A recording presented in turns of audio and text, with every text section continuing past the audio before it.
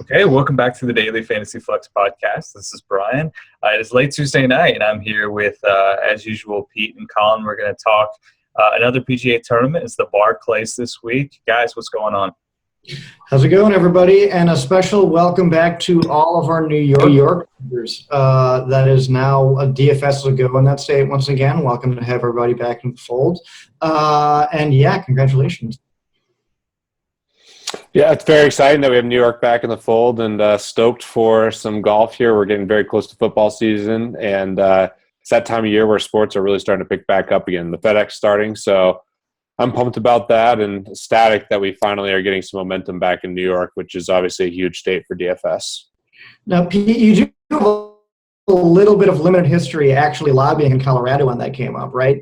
So you have some political clout. I'm sure you're neither in our position to confirm nor deny that New York is part of your doing, so I'll just leave it there, and I'll say under the table, thank you for all of your hard work behind the scenes. Doing everything I can for the industry. Definitely no official lobbying, but doing everything I can to help keep the game that we love alive in all the states. Official Twitter lobbying, which is incredibly important, of course. Oh yeah, I mean that's just how legislation is made. It's all about Twitter movement. I agree. Yeah, I hear you. All right, let's start as usual, just looking back at last week and what we learned, what was interesting. Looking into next week, it could be strategy, but it could also just be watching some of these guys and looking ahead to future tournaments. So we'll talk about the Wyndham. Unfortunately, our boys Wesley Bryan, Tyrell Hatton, I guess my boy Wesley Bryan and our collective boy Tyrell Hatton was disappointing. But there are some good surprises.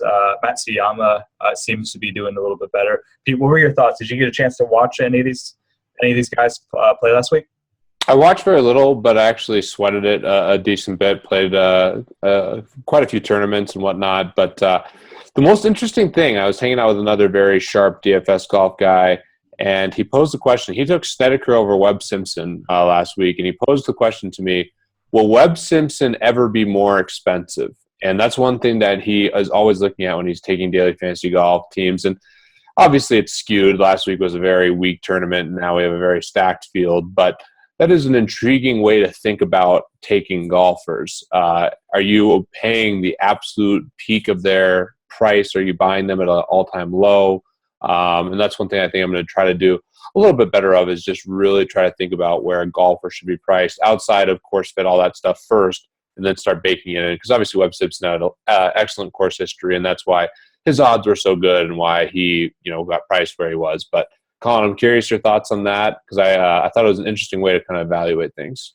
Yeah, so I guess it's almost backwards to me, because when you're trying to figure out how someone's priced, usually something like projections answers that question, right? That's kind of independent of pricing.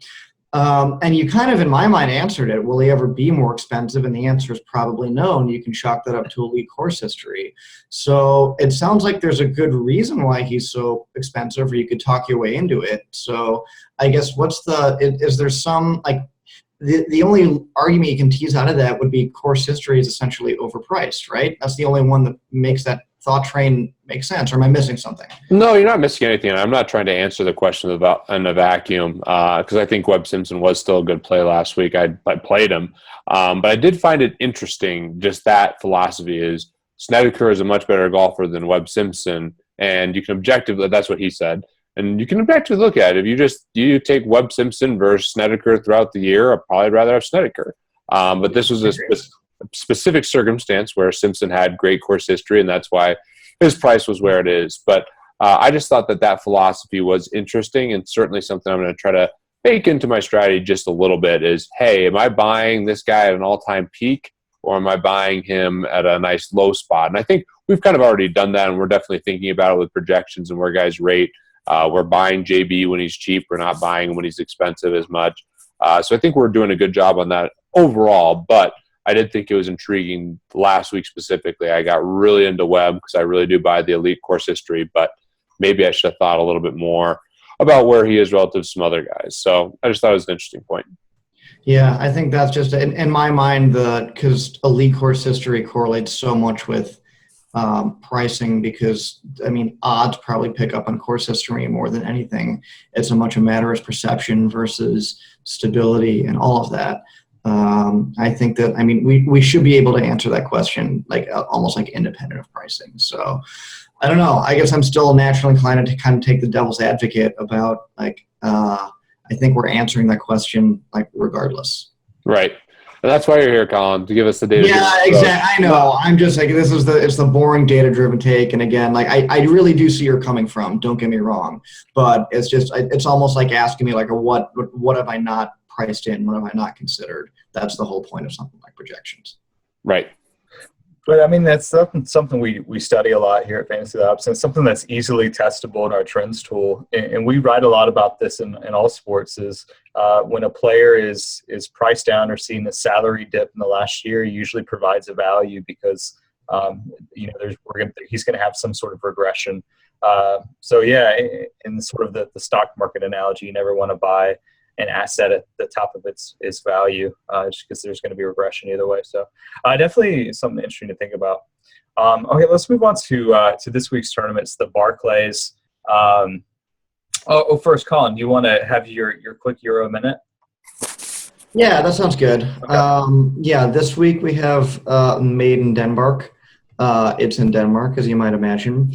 The course history, or the course fit rather, is probably the weakest I've seen in a while. If you have to pick something, I would go driving accuracy above all else. But it's so weak that like you may be even okay just skipping it altogether. At the top of the leaderboard, I think the best overall value is probably going to be if you want to go elite course history. Ironically enough, I think Bradley Dredge is right up there as far as having the best track record. I've been high on him all year. If you want to go no course history, but still kind of underpriced in general, I think Shane Lowry is probably the best at the top of the leaderboard. As far as values down below in the mid-tier, I like Johan Carlson a lot. It's not a great course fitter history, but he's kind of climbing up the radar in just kind of overall games. And my super value plays are guys that I seem to keep mentioning, even though they're a little bit low on volume. Ryan Evans has had a great showing recently, and I've been high on him lately. Sebastian Gross, I've also mentioned. And Benjamin Hebert, who is a slight bit of good course history play. You got to kind of sneak down the radar a bit, but at 6,200, I think he has the best roughly course history per dollar if you want to kind of make that into if you're looking for the value course history plays. So that is the tour in passing. Yeah, it's an interesting tournament. We talked last week when we were, or I guess 2 weeks ago when we were talking about the Olympics, how it was a unique tournament in that they built the course specifically for the Olympics. So there was no history, like people didn't really know about it, and how unique that was just because a lot of these tournaments that we talk about are so old. This is not really the same thing, but it is sort of interesting to note that this tournament Made in Denmark is only this is the third year. It was established in 2014, so not really the same, but sort of similar dynamic in that it's a fairly new course and a new tournament that people aren't used to. Also notable is that has the shortest par 3 in Euro history. Last year, the 16th hole played 79 yards. Pete, what would you even hit with that? Just a nice little gap? 79 yards. I've actually been dialing my distance. I've been up in the elevation, so it's a little tougher, but that would be a choke down 3/4 56-degree wedge for me at this point. Good for you. Yeah. Man, you guys are way better. That's still full sand wedge for me, and even then some. So, but I'm not gonna talk about how I can barely break 100 here. That's for the Director's Cut weekly flex podcast. Yeah, we'll have to Periscope a FantasyLabs golf outing whenever we get that to happen. I have to. That'll be fun. Okay, let's move to this week's tournament. The Barclays 2016 takes place at Bethpage Black Golf Course in New York. Colin, what sort of course is this? What players fit well here? Is it an accuracy distance course? Well, what does your data find? So a brief programming note, the Barclays has actually rotated courses for the past 5 years. So for those of you looking at past results, you're probably just better off looking at the 1 year they had at Bethpage, which was in 2012. In that 1 year, I have it rating out as a pretty straightforward bomber course. Don't even bother looking at any other stat. That makes it interesting considering Jason Day and Justin Johnson are at the top of the price list. But yeah, you can pretty much go straight bombers, which is interesting because it's a par 71. You don't usually associate it with distance, but I have it as a pretty clear-cut distance for this course. Pete, agree, disagree? I completely agree. I imagine you might have putting devalued as well, but definitely a bomber's course to the max. I think it's like almost 7,500 yards, so makes complete sense to me. And there's a lot of guys that are really cheap that we've been taking all year, and I'm ready to rock and roll. This is my big week, Colin. I gotta step up my game. The golf championship started, so yeah, I was gonna say other brief programming note. The golf championship does start this week. I really like the tournament because it seems it favors cash game style play, which of course is my bread and butter. So I don't have to worry about high risk, high reward. Just very much survive in advance, which is my kind of bag for sure. right. And this week in particular, out of 125 entrants, 100 advance. So really hope I don't put all three of my teams in the bottom 25 out of 125, but we'll see. Yeah, that'll be interesting to track.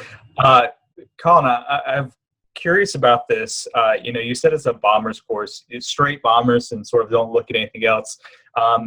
So we know in PGA that recent performance is something that's really important for whatever reasons, whether it's a mental thing or it's, there's some data behind that. We know that recent metrics, recent performance is important for golf.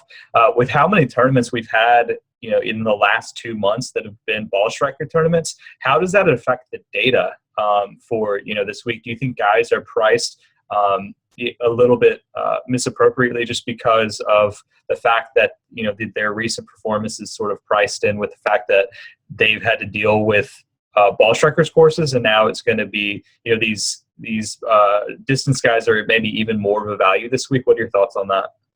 So that depends. I mean, ordinarily maybe yes, but since pricing is so forward-looking and so odds-based, like the only way that really truly you can fire on that is if you believe that odds don't pick up on that as well. I think given just how we're talking about course history and how that affects pricing and how you can get a guy like Webb Simpson at 10-2 last week, those are results from a year ago, So there's almost maybe I think I see where you're going with all right, if a JB Holmes choked recently, it's because he's been playing on bad courses. So should he get better odds? I mean, just with odds-based pricing, my inclination is no. You still got to go back to the basics and just kind of derive value organically. If maybe that means that, I think the legitimate question there is, are people not making picks accordingly on that? And are they maybe distorting their processes? They could be. I don't really concern myself with what bad players are doing and how they're making the picks, but we're just trying to steer everyone straight. So that's kind of all over the place, but I don't think there's value to be found. It's just I think there's, if anything, it's just stick to your normal guns and you'll be fine. Yeah, I guess maybe a comparable situation is in the NBA, if some player played the Jazz and the Pacers and some very, very slow-paced team for 10 games in a row, and then all of a sudden they played, a team like the Rockets, and all of a sudden it's a really high-paced game, and their salary has been going down just because it hasn't really fit. They, fit the style of their game, and all of a sudden they're underpriced relative to where they should be just because they really haven't fit. So I think it's interesting. So NBA, that totally makes sense because pricing is basically a rolling average of the last 10 games. But golf is forward-looking pricing. That is what we deal with in the sport, and that's just kind of how it works. Yeah, that's fair. There might be more to that in ownership for sure. Okay, so a couple questions I have for you guys as always. And Pete, I'll direct this one to you. This is the first week of the FedEx qualifying. The FedEx is the championship for the PGA Tour. It started back in, I think, 2007. Jordan Spieth won it last year. It takes place over 4 events, sort of like the DraftKings tournament. But so this is the first event, the Barclays.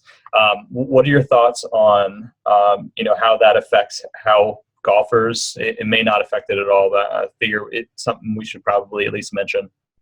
I mean, these guys definitely have incentive to play. So I think the one effect it could have is that there won't be as many withdrawals because there's so much money involved in this. So in that regard, it's nice. It's not just a tournament.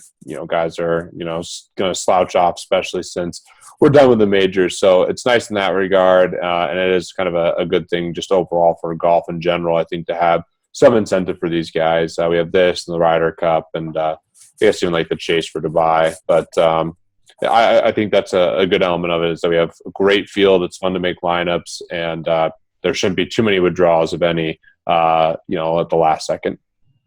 One question I kind of had similar to that.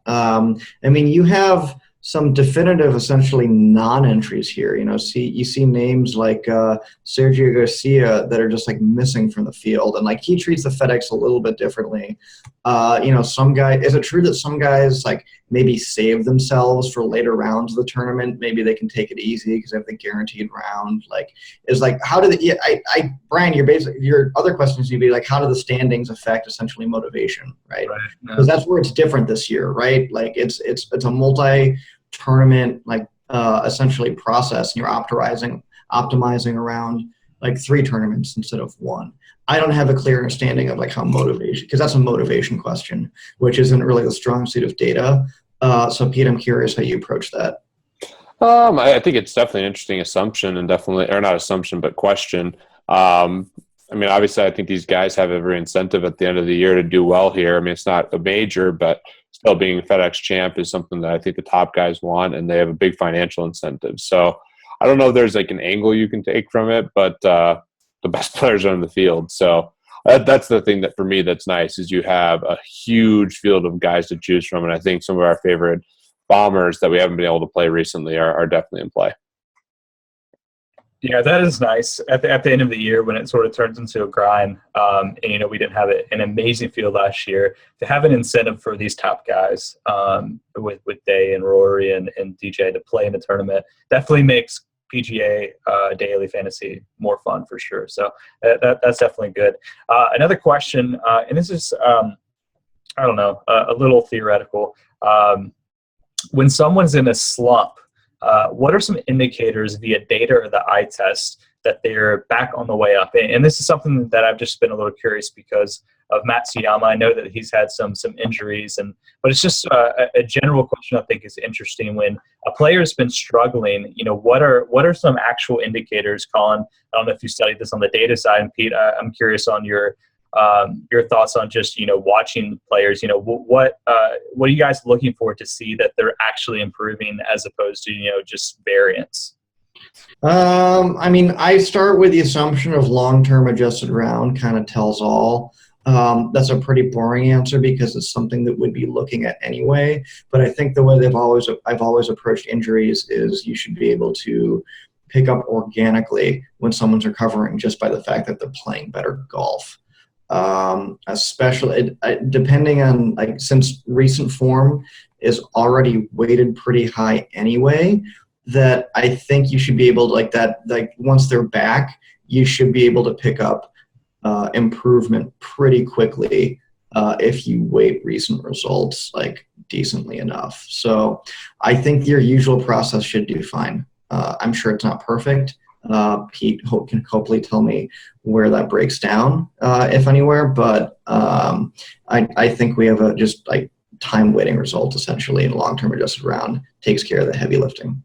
Right, I think that's correct. One thing I'm looking for just from a subjective thing from watching is just how they're moving and how far they're hitting the ball, and if they're getting good contact when they're approaching the green. That will bear itself out in the data. I think that one thing I'm always looking at to kind of capture current form is short-term green and regulation percentages. And I think that normally can be a pretty good indicator of how healthy a guy is, because if they're not healthy, their ball striking should be down.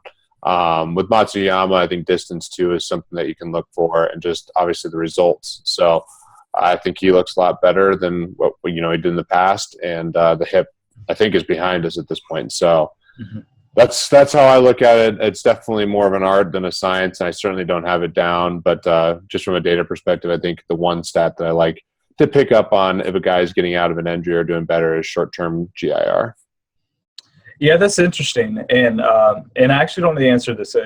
Colin, I'm assuming you do. Is one thing that we look at in daily fantasy baseball, especially for pitchers, that can be predictive of an injury or something going on, is when a pitcher's average fastball velocity dips for some reason. That's usually an indicator, either that he just doesn't have it, or oftentimes it means that he's dealing with some injury or some injuries on the horizon. Is that something that you've noticed, Colin, in data, that a drop in distance suddenly could be some sort of predictor or hint that a guy is injured and probably not quite ready to get back up from a slump or an injury? I see why you're asking that, because it's a natural question from baseball and pitcher velocity. I think velocity in baseball for a pitcher is so much more connected to the fundamentals versus you have knuckleballers and people who don't make their living off of velocity. But it still kind of connects to the overall, versus you can have guys who choose to have no distance, like Henrik Stenson, who just take out their three wood the whole time. So I think there's a lot more agency involved in something like driving distance. Whereas when a guy's throwing his fastball, he's generally what his top end is and what he's aiming for. So if that drops, that's their velocity doesn't drop by choice, but someone's distance can drop by choice. So that's kind of me playing devil's advocate there. I'm not saying that it's not necessarily a bad approach. Distant or different stats will drop off due to injury than others, so you can kind of monitor those more. But again, that requires this kind of mythical study of figure out when players are injured, what drops and when, which just there's not enough data to know conclusively what everybody's injury states are. Yeah, I guess we would need data on how the distance on every player's specific club length. Yeah, exactly. And that basically is shot length data. So it is there in some form, but just my stance on shot length by now. We do indeed. Colin, you wrote an interesting article today about PGA correlations, and I think that was interesting. We'll hit quickly on this, but I think we're going to get into it a little bit more in future articles, and we can talk on future pods. But I did think it was interesting, just the correlations, and this is something that we've talked about on the podcast before, but it's something we haven't really dive into the data a little bit about how a lot of these metrics are related. And you talked about if a player's driving distance is longer, then all of a sudden he's going to have a shorter approach shot into the green, which means that he has more of a chance to be accurate with that approach shot, and then that might give him a shorter putt, and how a lot of those things are connected, whereas we don't necessarily think, okay, driving distance and greens and regulation could be connected. But so what do you have in the horizon for this study? So one, I just wanted to kind of get some actual data out there to say, it's one thing to say that everything is connected to some degree, but I at least wanted some visuals to show exactly what is connected to what, because it's not all kind of equally in the same direction. I think the next horizon of future analysis is trying to derive truly isolated components of everybody's game. And that starts to answer the question of, can we quantify something like luck, right?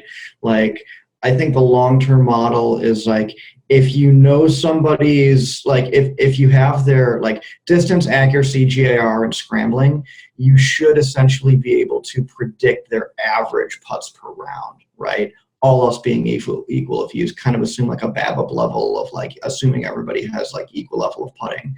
And so, but when someone's putting, since it's the most subjective to noise, is drastically above or below what you would otherwise expect, then that's kind of your luck metric about when somebody is either running good or running bad on the green.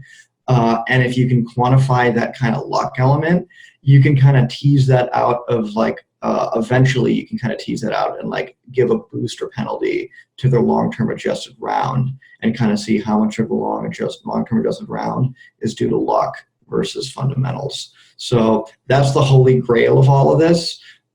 There's some limited research that I have that said there is something there. It's never as much as we might like, but I think it's at least something to get the ball rolling, because I have seen nothing that even tries to quantify this yet so far. So figure it's got to be me. Yeah, I think it's going to be an interesting study, and one we will definitely talk about in future podcasts. Okay, let's move on to our player analysis. Like normal, we will go over 3 tiers of players. We'll break it down by salary. If you haven't listened before, we start with the low salary range, which is going to be guys under 7,000 on DraftKings, and then we'll do a mid salary range. It's going to be 7,000 to 8-9 on DK, and then the top tier, which will be 9,000 and higher, and obviously we'll include the big 3, big 4, whatever you believe is that grouping right now. Pete, I'll start with you. I think there's this, because of the tournament is so loaded, that means we have a lot of guys in this lower tier that we normally see. JB Holmes, was like almost 10K at the Travelers a couple weeks. He's 6'4". Molinari was 9K at the Travelers as well, and he is 6K. So we got a lot of potential interesting guys in this low range. Who stands out the most, 6'9" and under? Well, if we take a look here, there's a ton of great plays, and we have all of Colin's favorites, but I think the most heavily owned player in cash games and potentially in tournaments is going to be Daniel Berger at 6,900. No idea what happened there with the pricing. I know it's a tough field, but Daniel Berger at 69 is just way too cheap. I imagine he'll be 20 to 25% owned. Following him, I don't mind Billy Horschel. I don't mind Jason Duffner.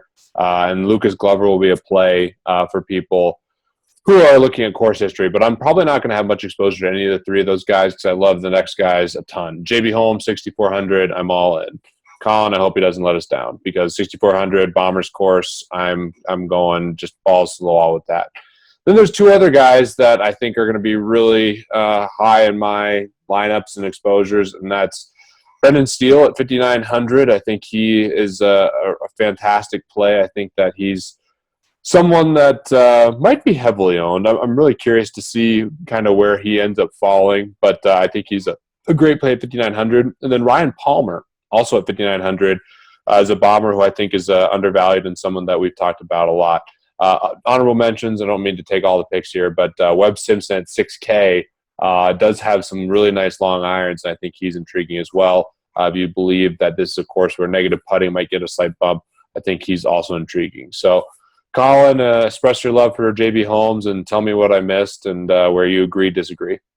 So you basically got everybody in my value, like in the top 10 of the value tier, but you did not get my number 1 overall. Harris English, who you should have guessed just based on how much I talk about him in the last month or so. I just I feel like a broken record here where I talk about, every week his kind of results improve and yet his pricing either stays the same or goes down. And that I think this week it was basically the same. There's a finish here, it's a 24, so it's better than nothing. And still has not missed a cut since mid-May. And I think the reason that I keep mentioning him is because none of his finishes are necessarily showing elite top-level upside aside from Dean DeLuca back in May. But he's missed 1 cut in the last 3 months. And that's really good in my mind. I think he's kind of fit settling into that classic cut maker top overall value. Other guy that you missed in the 2 other guys that you missed in there are Billy Horschel and Kevin Kisner. They're not. I got Horschel, but yeah, Kisner. He's another one. Was Horschel in there? I said Horschel, but I said I wasn't as intrigued on him as versus other guys. Okay, but cool. Kisner, I should have mentioned because I do like him a lot. Yeah, Kisner. I was big on Kisner last week because it's kind of too overall cheap. I think that's the same this week at 6,400, and he backed it up with a decent finish. He continues to be essentially low priced. Maybe his pricing is depressed because the field is so top heavy.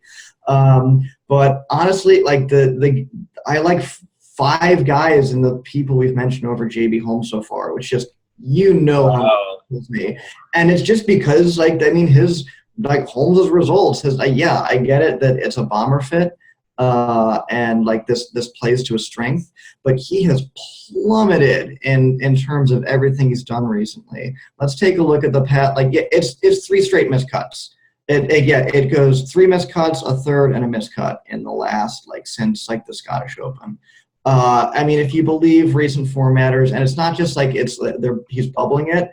these were bad margins by which he is missing cuts. And if you believe in long-term adjusted round and scoring margin, like this is like I may tear up on this actual podcast with the whole like JB Holmes. This is goodbye for now. So I'm still on him for tournaments for sure, and I might have him on one cash game. I know he's trending in the wrong direction, but Well, he's not making birdies, which is sort of like the entire reason you want JB Holmes.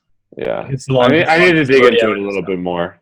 yeah, I think like no, I mean I at the very least please dig into him, because if you know that I'm saying beware of JB Holmes, then like something has to be up. So I will shill for that dude otherwise. But That is concerning. I agree. yes, yep. Well, one last question. We can move to the next tier. I assume you like both Palmer and Steele, but if you had to pick one, who would it be? Palmer. I think based on Palmer has a little bit better of it's actually like Palmer has better course history and a little bit better course fit. So that's what gives them a slight boost. Did you guys mention Lovemark? No, and Yeah, him. I'm curious about. That's a distance play. I like that. I'm curious your thoughts on him, Jamie Lovemark, and a guy that we mentioned last week, Kazire, a guy who's has made a lot of cuts recently, is pretty cheap, had some pretty good distance lately, and he rates really high as far as getting birdies. Both him and Lovemark have made a lot of birdies and have some distance.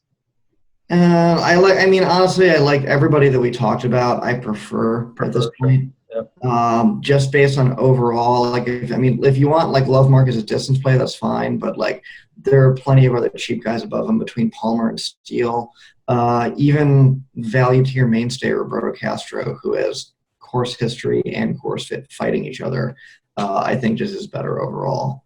But yeah, you're absolutely right. It is a distance play, but long term just isn't enough at that price for me. Yeah. That's definitely fair. Okay, we'll move up to the mid tier. We'll go 7 to 8, 9. Colin, I'll kick right back to you. All right, at the top of here, interesting one. If a guy I wasn't high on because he was too expensive last week is Patrick Reed. I think is leading this overall tier. He was in danger last week, but I think he posted with a decent, strong finish.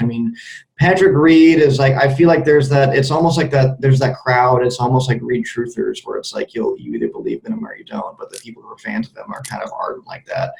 I get it. I get why. If you want to go more course history to go off of something, even though it's one tournament, I think Brandt Snedeker is really close to him and has just like better course history here. If you want a little bit more value in this tier, I think the only way to find value in the mid-tier is to probably take people with the course, a little bit of history and fit penalty, like Kevin Na and Bill Haas. I'm not sure there's a compelling reason to take value in the mid-tier because there's so much other value in the range we just covered, as you usually find in a top-heavy pool. So I think I would just rather stick with the kind of overall best plays here. I think Reed and Snedeker highlight this tier for me, followed decently closely by Brandon Grace, who's just kind of a solid overall play, and similarly Charles Schwartzel, who has a little bit better course history than the blank that Grace has. Yeah, tough tier. Love Patrick Reed. I think he's finally too cheap, and he's done really well in tough fields as well. And he's doing the Ryder Cup thing too. I think that this tier is really tough to find guys that you want in your cash games. You did mention a couple guys I think are interesting. I think Kevin Na is interesting coming off how well he played. And then you have my man crush. You have two of them. Two of my favorite man crushes in all of golf are in this range, and that's Russell Knox and Emiliano Grillo. I think Grillo's form and talent might make him worthwhile, although we do like him more on accuracy courses, but he's freaking good. Grillo is a very, very good young player who we've talked about for a long time. It's just unfortunate. His price has come up, but it's not a perfect course fit, but I'll definitely have exposure to him in tournaments. And then in addition to that, I think that, you could make an argument for Paul Casey as a decent play. I think some people will get behind him, and the same thing potentially for Gary Woodland. But the issue is, like Colin mentioned, there's so many good plays that are cheaper. And when we start talking about some of these studs, it's probably better from a roster construction standpoint to kind of stay away from this tier. Okay. Interesting. Yeah, I guess when Pete, you're just talking about, since there's so many guys we talked in the lower range, that it sort of makes sense just to go stars and scrubs. Right, especially with how much I like Day, DJ. I think people are going to like Stenson. And then we'll talk about it here. There's good plays in this upper tier. Okay, wait, and then let's just go to this upper tier. Pete, I guess, it's your turn for the upper tier. So it's going to be guys that are 9K and above. All right, so I'm definitely going to have Bubba. I like Bubba a lot this week, and I'm curious your opinion on him in a second, Colin. I think he's a great play. 9-1, yeah. Still hasn't missed a cut, and just he's playing really, really well. And also shaped, from what I understand, it's really important to be able to shape different types of shots here, and that's Bubba's specialty. He also is incredibly long, which everyone knows. So I like the course fit, love the price. And then I like Rory again, which just pains me. His putting's been so bad, but you look at the distance, you look at the overall total driving. I'm on Rory. I like him quite a bit. And then, of course, I like, the top three guys in pricing. I like Day, I like Dustin, and I like Stenson. I've heard a lot of people say Day is the best play by far. He is the most expensive, but I've heard that touted. But I still like DJ. I'm curious your opinion, Colin, because it's hard to distinguish them, but I do like my lineups where I have two of these guys in there, and it's easy to do with all the value. I am probably also in that camp that Day is the best play by far. And I think most of it comes from, honestly, that last major round that we had where DJ just absolutely fell off of a cliff at the PGA Championship. Long-term adjusted round kind of doesn't handle outlier rounds like that. And that kind of depends on, like one super bad round and one like average round is worth roughly the same as two like typically bad rounds. In terms of long-term adjusted round, they don't really except one is weighted more as a single tournament.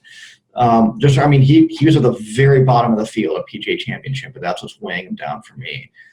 Whether or not you think Jason Day is the overwhelming best play depends on how much you want him to read into his PGA results, I think. Top-tier players just don't have that bad a round. They miss cuts barely. And I think that's the data-driven reason for why Day is the best play by far. We can go back and forth on that in a bit, but as far as the other picks there, I agree that Bubba's probably the best value in this tier by far. If I had to come up with a close second, it would probably be Adam Scott, who is also pretty cheap. Anytime that he's under 10K, I wonder why. And it's probably a course history thing, but that may be a little bit too much of a penalty. The other guy that is creeping back into also, I don't know how we skip Brooks Koepka because since it's a bomber course. But I think that's overall between great distance, decent price. He had a good result lately, so you can kind of discount any lingering injury concerns. He's the most likely of the over 10K to get in my lineups, aside from maybe Jason Day. And knock on wood, Jordan Spieth may be just getting there in terms of not ridiculously overpriced.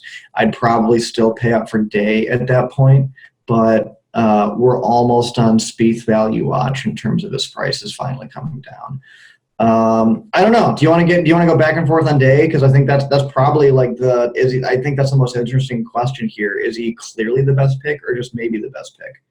You tell me why you think he's most clearly the best pick, because I think he's a really good. Because DJ had a really bad PGA Championship. That's the short answer. Okay, and everyone was on DJ at that point, and Day came in cold and then finished second. So it's really, really interesting debating these guys, and the price difference makes me not want to take Day versus these guys, but I get it, and other people think some people I respect are really high on Day. So. Again, is there any outside of the PGA Championship? Is there another reason why you think Day's the clear-cut guy, even over a guy say like Stenson, who I think the argument against Stenson is the driving distance because he's hitting his 3-wood so often. But any other arguments on Day? Maybe it's cherry-picking example, but I think Stenson's the worst value play in the top tier, and it is because of the course fit thing. That's just price. Yeah. I get it. Yeah.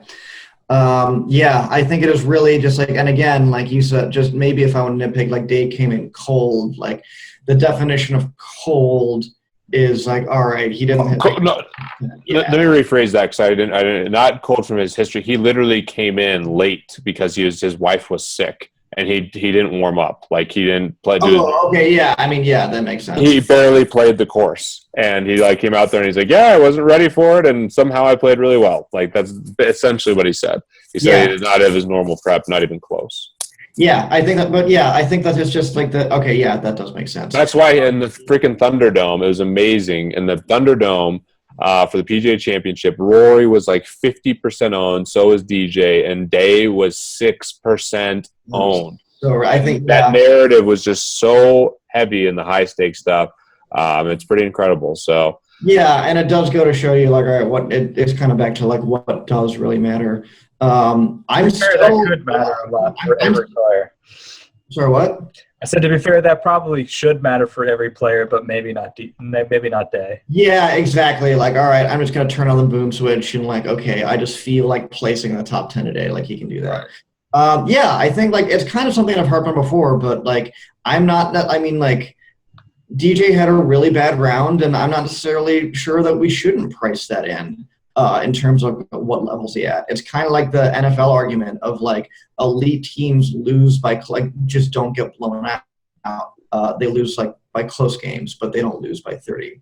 DJ basically lost by 30 at the PGA Championship. And that's his only bad tournament, though. But I do get it. Yeah, but like you have to rate recent stuff higher, so like it kind of comes at a premium, like discount essentially. Right.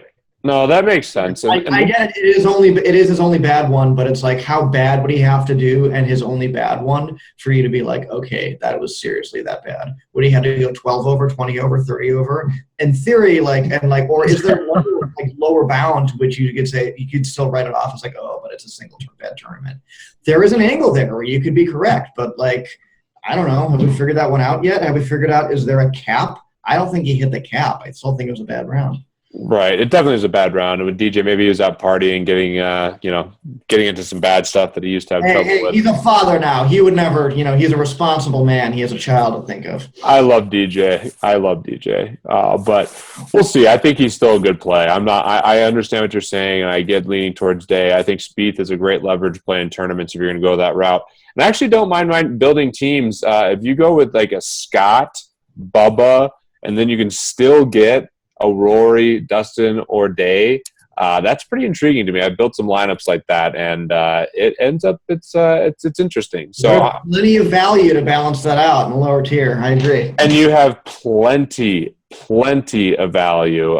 It's a lot harder if you go with Day, but if you go with Rory, for example, I mean, if you plug in Steele and Palmer, it's easy to get Bubba and Scott too. So I think it's a great week to make lineups. I've had a ton of fun doing it. And should be a fun tournament. I think the Day thing is interesting. And this is something we had talked about. I always enjoy the sort of the meta game of tournaments and trying to figure out where people biases are.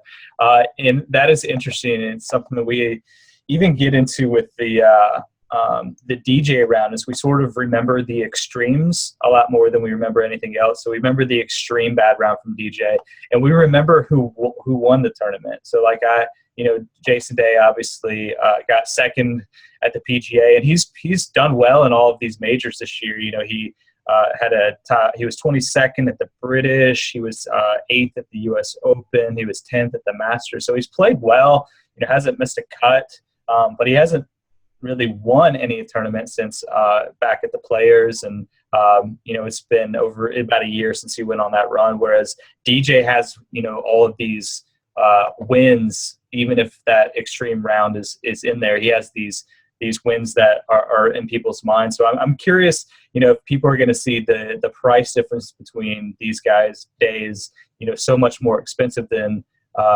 Rory, for example. He's $800 more than Rory. If they say this guy hasn't really won just because they don't remember second place finishes, if his ownership is going to be a little bit lower. I don't know. What are your thoughts? I mean, it's tangentially related, but I finally have a data-driven take on that exactly. So remember the whole like drivers of cash game and GPP success? Mm-hmm. You're essentially saying that like, all right, like I mean, you're talking about strictly from an ownership perspective. Mm-hmm. I'm more wondering about like, does any of that stuff actually matter for picking lineups?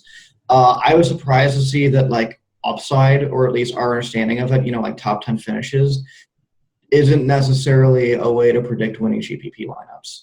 It correlated negatively, right? Mm-hmm. So I actually think that's an edge. Maybe it's like if you don't look at it, because like I think the more stable way to build is like I think I'm open to the possibility that cut making is more predictable than upside. And all you can really do is like basically build around that and hope that like the stars align and like you have a much better chance of like banking a top finish if you know with more certainty that all 6 guys are going to make it. So that's the roundabout way of saying like I'm not sure the data shows that upside matters. I like that call. I like that. Just get the golfers that have the most opportunity. Cut making definitely is a skill, and certain guys are way more consistent with it. Yeah. And you just give yourself the chance to get the most holes. Yeah, give yourself as many bullets as possible. That's all that's within your power. I think that is a potential line, and that's I think what the data is starting to show. I agree with that completely. Pete, how would you break down like ownership for these guys in the large small stakes tournament like Day, Rory? Who do you think would be the top guy? Well, Day is going to be the top guy, I think, overall of the expensive guys. I do think Rory will rival him in the high stakes because a couple of the high stakes regulars just refuse not to just overload with Rory. So there's guys who are just going to ride or die with Rory, and they certainly can't get off now. So that's going to keep his ownership high in the high stakes. I think it will be lower in the low stakes with him. I think Spieth is by far the biggest leverage of them, and I think DJ will kind of be in the middle. I think Bubba will be pretty heavily owned, and I think the sneaky move from Bubba is to Adam Scott, who has been actually really consistent as well. 15 out of 15 cuts on the season so far. So that's kind of how I see it breaking down of the upper tier. The only other ownership play that I think is relevant at this point is Berger will be very heavily owned, but I like him quite a bit. Gotcha. Do you think Bubba will be up there with Day in that range? I think he'll be similar to Day. I think people know this is a bomber's course, and I think people are going to be attracted to Bubba. Also, the PGA Tour guys and all the media around it are talking about Bubba because he's such a good, he can shape the ball so well. I mean, not many guys can hit at 350 and have it move 50 yards left to right or right to left like Bubba can. Obviously, the fade is really great for him where it goes right to left, and I think that could be a big advantage for him this week. Yeah, it's interesting. Even shot shaping is definitely something that it's probably going to be a data blind spot. I don't think any of the conventional stats like capture something like shot shaping. I wish they did. Even if I thought about like how would you even capture that with something like shot link data? So hard. I'm not necessarily sure that you can. So I think like how much I hate like saying like that may be a subjective edge, or God forbid you actually have to watch golf to pick up on that.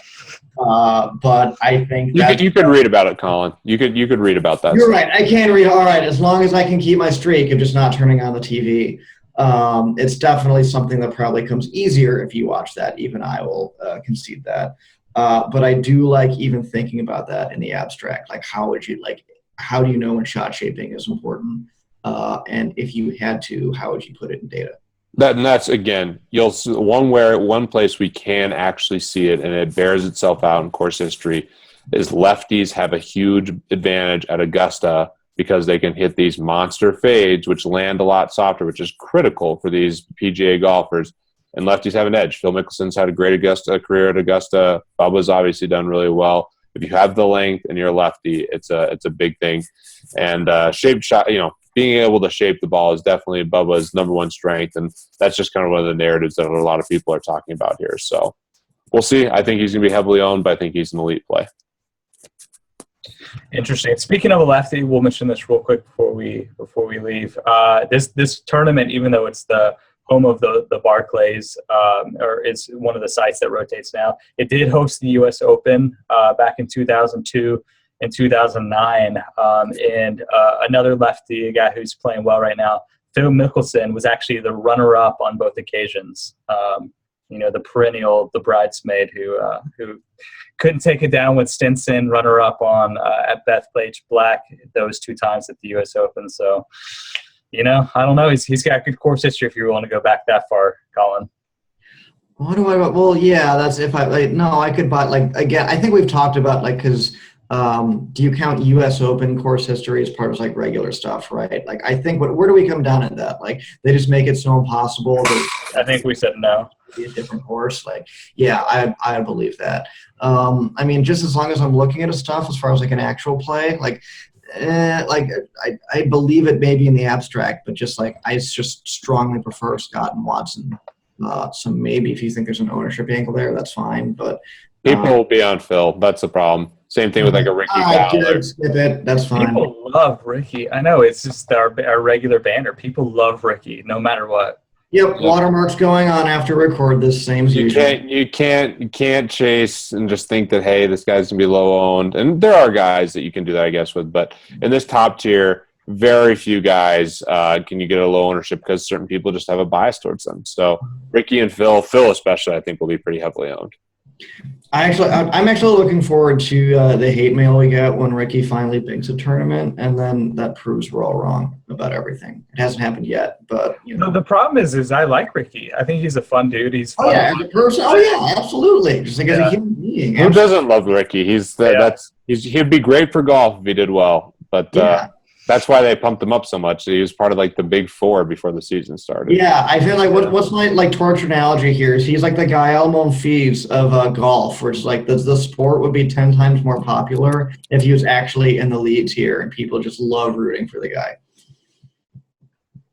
Yeah, I agree. Yeah, for sure. Okay, you guys want to pick some winners here? All right. What's our cutoff? Brian, did we give you the first time last time? I'm fine giving you it again. That's fine. You get to go first, Brian. I'll go last. 9K or less, or what do you guys want to do? Yeah, what do we want to do here? Yeah, I think 9K has been our standard one. Yeah, then we'll go 9K or less. Oh, dang. So no Bubba here. Oh, gosh. This is tough. No, let's go 9K or less. Can't take Patrick Reed because I know Colin and I both want it. Yeah, that's a good call, actually. Yeah. No Patrick Reed. Patrick Reed is who I was going to go.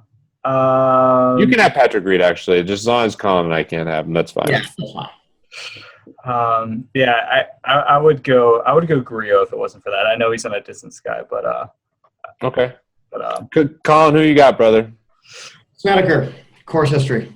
Oh, Snedeker, that's a great pick. I'm a dog here now.